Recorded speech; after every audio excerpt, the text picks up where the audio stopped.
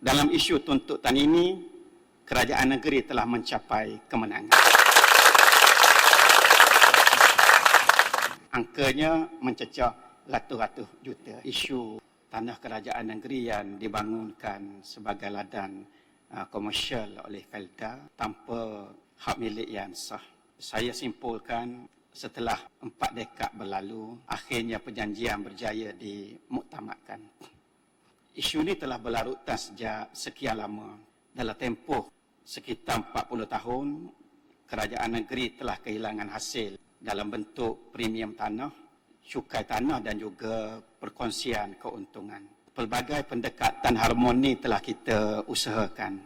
Berulang kali kita bincang rundingan demi rundingan, siri-siri mesyuarat. Banyak kali kita hantar surat, tapi hasilnya tetap buntu. Lantaran kerana tiada penyelesaian yang dicapai, tindakan penguatkuasaan notis 425 Kanun Tanah Negara yang dikuatkuasakan pada 30 November 2025 adalah pilihan terakhir yang terpaksa diambil, walaupun ianya pahit, demi untuk menuntut hak negeri Terengganu. Penguatkuasaan notis 425 KTN ini telah berjaya membuka kembali meja rundingan di antara kerajaan negeri dan Felda dengan pihak MOF sebagai mediator. Sebenarnya perjuangan panjang kerajaan negeri melalui pelbagai usaha yang kita buat bukanlah untuk nak rampas tanah dan halau Felda keluar.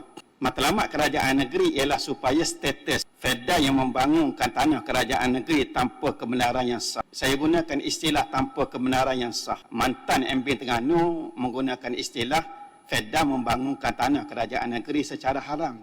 Kiranya kita lebih lembut dari segi penggunaan istilah. Dapat ditukar kepada pemberi milikan yang sah melalui pemberian geran mengikut peraturan yang sedia ada. Dan proses pemberi milikan ini tentunya tertakluk kepada bayaran premium dan cukai tanah sebagaimana yang termaktub dalam Kanun Tanah Negara dan Kaedah-Kaedah Tanah Terengganu 1966 serta perkongsian keuntungan yang perlu dipersetujui bersama. Di sinilah terma-terma yang gagal disepakati sebelum daripada ini. Usaha kita dalam proses rundingan ini sebenarnya tidak mudah kerana kami di Jawatankuasa Task Force bukan hanya berhadapan dengan Felda tapi perlu berhadapan dengan kerajaan pusat. Ibarat timun berunding dengan durian.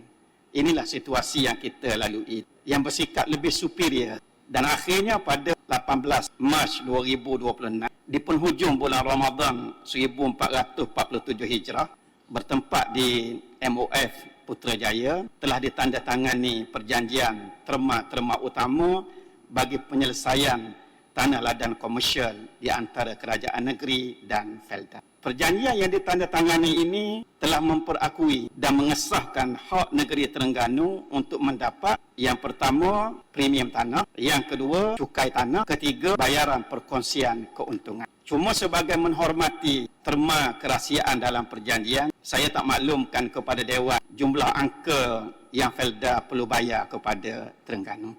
Pokoknya dalam isu tuntutan ini, kerajaan negeri telah mencapai kemenangan.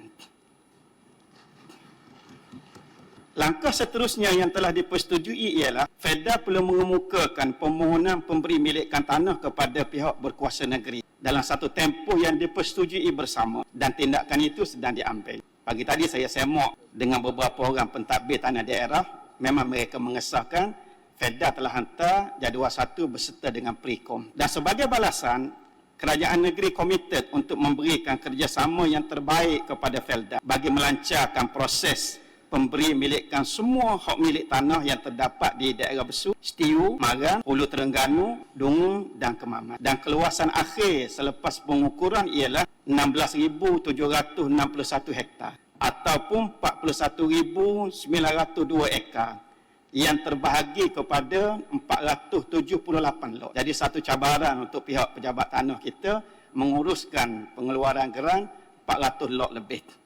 Dan ada Dewan Yang Mulia ini, saya mengambil kesempatan untuk merakamkan ucapan penghargaan dan terima kasih kepada semua anggota Jawatankuasa Task Force penyelesaian isu tanah Felda yang telah bekerja keras sehingga berjaya merungkai jalan penyelesaian kepada isu yang telah menjadi dilema sejak sekian lama. Tapi kita belum lagi tiba kepada titik akhir. Masih banyak tugas yang perlu dilakukan dengan semangat berpasukan dan kerjasama yang tinggi, terutama dalam menguruskan proses pemberi milikan dalam tempoh yang ditetapkan, dan kita targetkan supaya hasil negeri ini kita boleh dapat sesuai dengan jadual yang telah kita jadualkan. Dengan izin Datuk Yang di-Pertua, the harder the better, the sweeter the victory. Terima kasih. Kalau kita dengar tadi jawapan daripada Esko, keluasan akhir adalah 16,000 hektar. 16,000 hektar ni sebenarnya hampir-hampir sama luas dengan Bandar Kuala Terengganu, daerah Kuala Terengganu.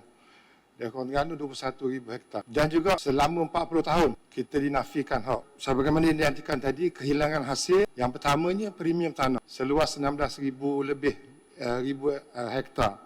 Yang keduanya hasil tunggakan cukai selama 40 tahun dan juga perkongsian keuntungan. Jadi bolehkah kita dapat satu angka pendapatan yang akan kerajaan negeri akan dapat daripada ketiga-tiga kehilangan hasil selama 40 tahun tadi? Terima kasih.